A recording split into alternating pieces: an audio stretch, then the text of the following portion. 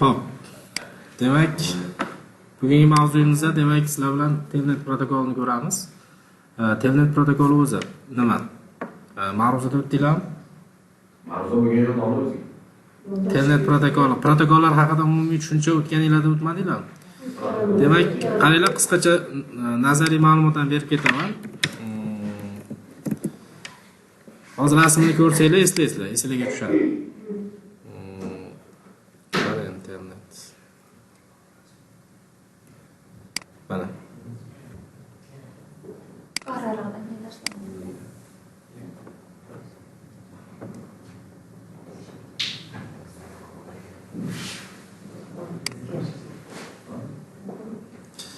Mana qaranglar, Telnet nima deyapti? Quloq solamiz, tushuntirib beraman qisqacha. Nazariy holatini ham tushuntirib beraman. Ya'ni Telnetning o'zi asosiy vazifasi mana bu server yoki bo'lmasam qanaqadir switchlar yoki bo'lmasam routerlar umuman olganda qurilmalarni masofadan boshqarish uchun ishlatiladigan protokol hisoblanadi. Yana bu biz odatda Cisco'ning ustiga Cisco'da demak paket tracerda switch ustiga 2 marta bosib ishlayapmiz, to'g'rimi? Aslida real hayotda unaqa narsa umuman yo'q-da mana. Qaranglar, switchni qo'ydim. Switch ustiga 2 marta bosib shuncha vaqtdan beri ishlab kelyapmiz, to'g'rimi? Komandalar interesiga kirib. Bizda real hayotda shu narsa bormi? Yo'q. Switch ustiga 2 marta bossangiz hech narsa bo'lmaydi-da. To'g'rimi? Ya'ni biz unga kompyuter orqali ulanishimiz kerak bo'ladi. Ya'ni shu narsani ta'minlab beruvchi protokol bizda nima bo'ladi? Hop, bizda Telnet protokoli bo'ladi. Telnet protokoli orqali bir marta o'sha qurilmani sozlab olasiz va doimiy ravishda demak bizda nima qiladi? Mana bu qurilma orqali boshqara olasiz. Bu masofadan qat'iy nazar.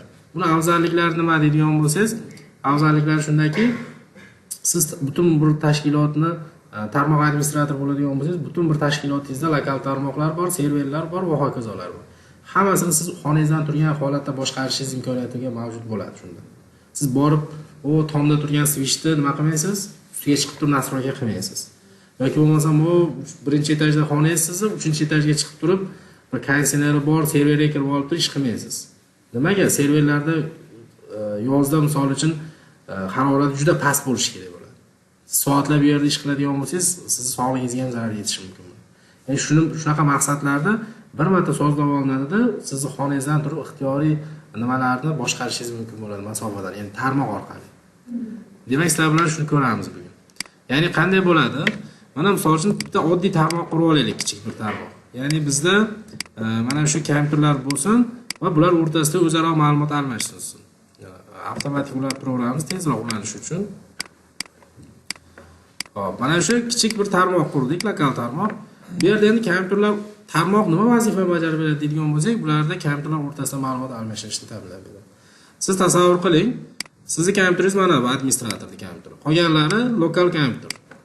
Ya'ni oddiy foydalanuvchi, user, misol uchun user. Ya'ni mana bu sizning admin kompyuteringiz.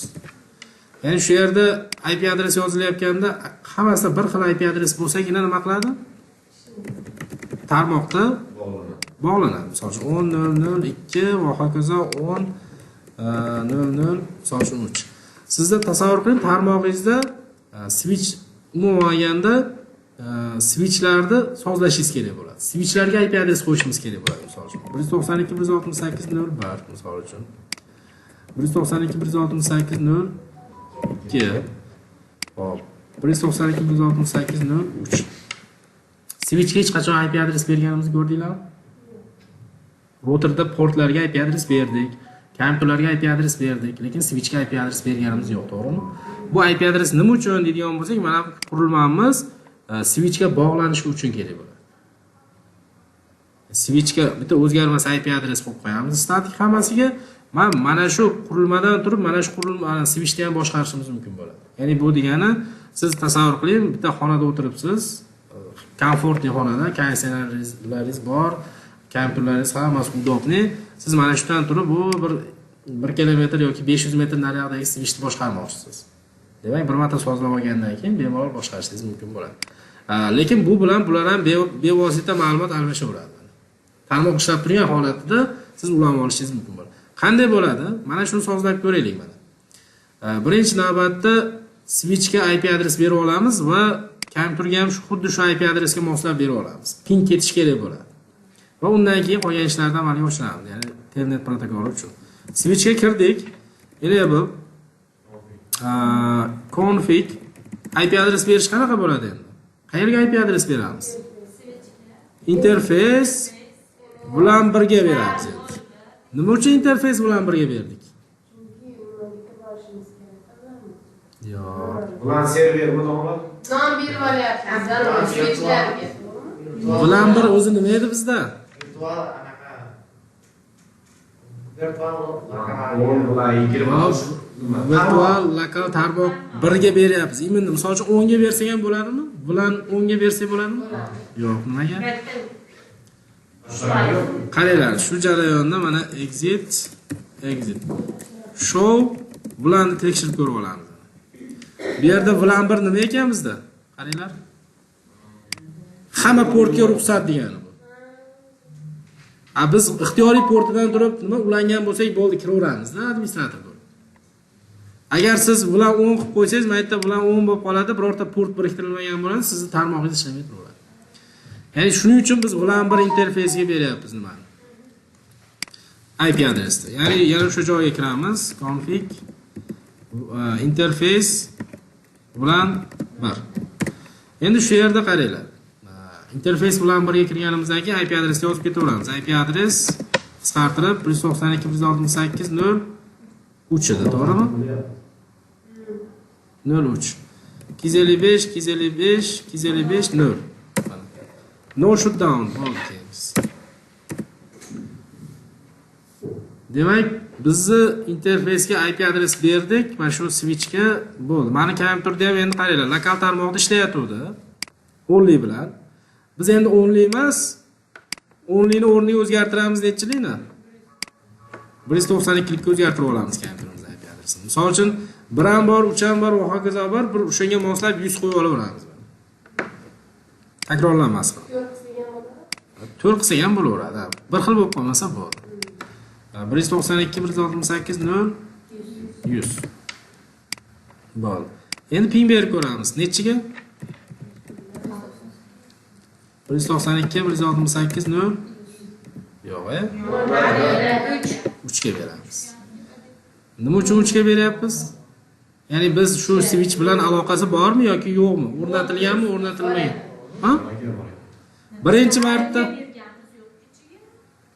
mana bu hozir berdik-ku. Hozir mana switch sozladik-ku. Xullas mana birinchisida signal ketmadi, sababi bir marta ozgina vaqt oladi.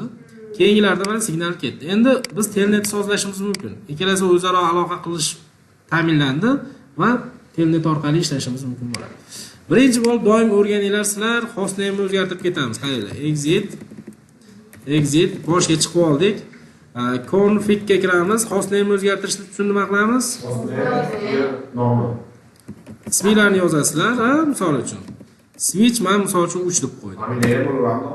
Farqi yo'q, bo'laveradi. Xo'p, nima uchun bu? Hozir tushuntirib beraman, qaranglar. Demak, qaranglar, config ga kirdik, endi shu yerdan telnet uchun sozlaymiz. Demak, birinchi parol qo'yib olamiz, line VTY. O'tgan darsda ko'rganmidik buni? VTY 0 dan misol uchun 5 oralig'igacha. Password, demak 1 dan 5 gacha parol qo'yaylik. Endi transport input deymiz, telnet qo'yamiz. Bo'ldi. Telnet uchun, bu yerda bo'ldi, parol qo'ydik. Bitta exit qilib chiqamiz. Endi shu yerdan enable uchun ham parol qo'yib olamiz. Enable, ya'ni enable deb turib, password dedik, 1 2 3 qo'yib olamiz. Bo'ldi. Demak, mana shu yo'q, shart emas bu yerda. Parol qo'yapmiz, bu yerga parol qo'yapmiz, bo'ldi. Mana VT parol uzunligi va hostname o'zgartirdik, bo'ldi. Exit qilamiz-da, write qilib saqlab qo'yamiz. Endi mana bu nimadan turib ulanishga harakat qilib ko'ramiz biz. Mana komanda promptga kiramiz, terminal oynasiga telnet deymiz. Telnet IP adresini yozamiz. 192.168.0.3. Mana sirasi parol so'rayapti. Bu parol necha edi bizda? 1 dan 5 gacha edi. 1 dan 5 gacha edi. Enable desak endi 1 dan 3 gacha bo'ladi parol. Endi kirdi mana shu bilan desak mana kompyuterda turib ishlayveramiz. Yoki bo'lmasam config deb turib bitta bilan yaratib qo'yadigan bo'lsak, bular 10 name misol uchun dars deb qo'yadigan bo'lsak bo'ladi. Exit. Shu yerdan turib ham saqlab tursak bo'ladi. Endi qaranglar.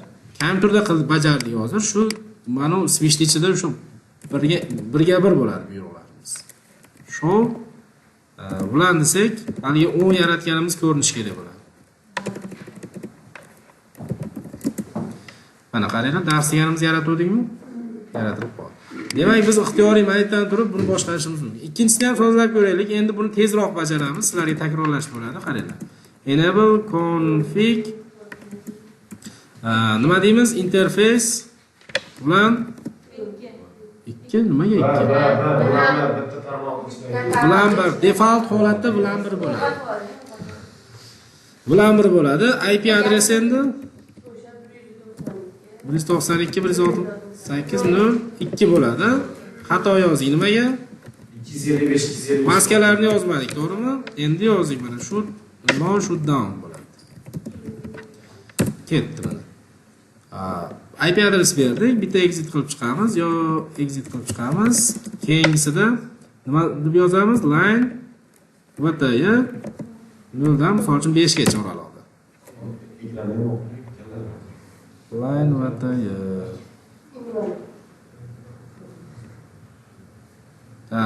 vty ni xato yozibmiz-ku. Vty 0 dan 5 gacha. Misol uchun pasport 0 dan 5 gacha bo'lgan bo'lsin. Va transport nima bo'lsa input telnet bo'lsin. Va exit qilamiz. Enable uchun parol qo'yib qo'yamiz. Enable password 1 dan 3 gacha qilib qo'yamiz buni. Buni endi qaranglar. Nomini o'zgartirib qo'yamiz. Switch degan yozamiz. Host name edi? Host name nima deymiz? Switch 2 bo'ladi, bu. Bo'ldi. Exit. Right, qilib saqlab qo'yamiz. Bo'ldi, endi qaranglar. Birinchi switch bilan ikkinchi bilan uchinchi switchga bemalol kirishimiz mumkin bo'ladi endi. Nima? Bitta exit qilib chiqamiz mana. Kompyuter holatiga PC ga o'tdik.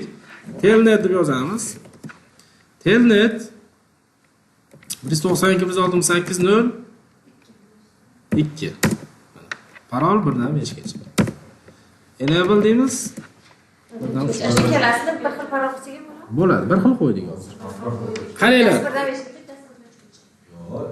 Bo'laveradi. Enable ga ham bir xil qo'ysa bo'laveradi. Men prosta sizlarga alohida tushuntirganligim sababli qaysi biriga qaysi parol berilyapti, tushunmoqliklar, qayerda terilyapti, shuni tushunmoqliklar deb alohida berdim. Endi qaranglar. Mana misol uchun kompyuterimizda mana shu qoidadan bir nechta ochib olishimiz mumkin-da. Switchimiz uzoqda bo'ladi-yu. Shu yerda qaysi switchni boshqaryapmiz degan savolimizga javob mana bu yerda bo'ladi. Xohlasangiz, misol uchun siz tashkilotga ishga kirganingizdan keyin o'sha switch nomini xonadagi birorta bir anaqaga yozib qo'yishingiz mumkin. Misol uchun 213-xonadagi switch.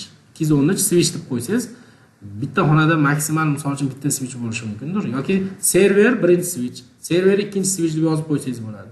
To'g'rimi? Yoki nomini yozib qo'ysangiz bo'ladi. Switch Cisco, switch Huawei, switch bunaqa deb. Demak, shulardan farqli ravishda ajratib olishingiz mumkin bo'ladi. Bo'lmasa, bunda ham switch yozuvchi qilsa, unda ham switch yozuvchi qilsa, host name bir xil bo'ladigan bo'lsa, siz adashib ketishingiz mumkin. Shuning uchun kerak bo'ladi. Birinchi bo'lib shuni o'zingizga moslab olishingiz kerak bo'ladi host name. Demak, bir qator o'zingizlar bajarib ko'ringlar. Telnet bo'yicha mana shu xolos. Qaningam? Domla bitta hozir kirdingiz-ku.